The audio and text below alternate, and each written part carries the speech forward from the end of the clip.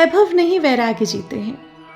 वो वैभव नहीं वैराग्य जीते हैं, उन्हें क्या चढ़ाएं जो अमृत छोड़ विष पीते हैं। बात मेरे भोले बाबा की हो रही है, बात मेरे शिव जी की हो रही है। भोले बाबा इतने सरल हैं, इतने सहज हैं कि आप उन्हें भांग, बेल, धतूरा चढ़ा देते हैं और वो प्रसन्न हो जाते हैं। एक बड़ी प्यारी सी कथा है। एक गांव में एक शिव जी का मंदिर था। शिवलिंग के ऊपर एक चांदी का छत्र था। उस गांव के जो पुजारी थे वो मंदिर की बड़ी सेवा करते थे, बड़ी पूजा करते थे। उसी गांव में एक चोर था। उस चोर की नज़र उस चांदी के छत्र पर थी। उसे लगता था बस मौका मिले और वो चांदी का छत्र चुरा ले। एक दिन उसे मौका मिला। रात का अंधेरा था, कोई पहरेदार नहीं था, पुजारी भी सो रहे थे। वो चोरी के उद्देश्य से मंदिर में घुसा। मंदिर में वो घुस तो गया, लेकिन अब उसे समझ में नहीं आ रहा था कि वो चांदी का छत्र उतारे तो उतारे कैसे, क्योंकि उसे आसपास ना कोई सीढ़ी, टेबल, मेज, स्टूल कुछ नहीं दिखाई दे रहा था।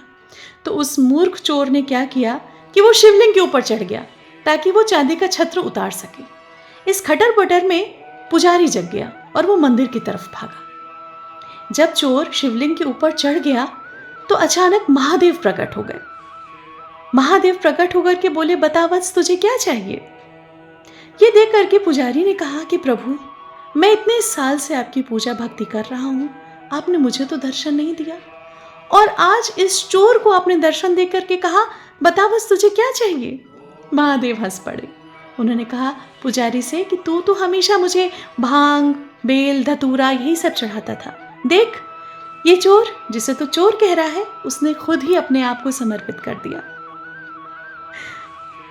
बात यहीं खत्म हो जाती है। भगवान दोनों पे ही प्रसन्न हुए। भगवान के दर्शन से ही दोनों का उद्धार हो गया। लेकिन बात सिर्फ इतनी है कि भगवान इतने सहज हैं कि उस चोर को ये समझ करके कि उसने अपने आप को समर्पित कर दिया, भगवान प्रकट हो गए। ऐसा चमत्कार हमारे ज़िंदगी में बहुत कम होता है, जहाँ ईश्वर हमें साक्षात दर्शन दे। कलयुग में तो इम्पॉसिबल ही है।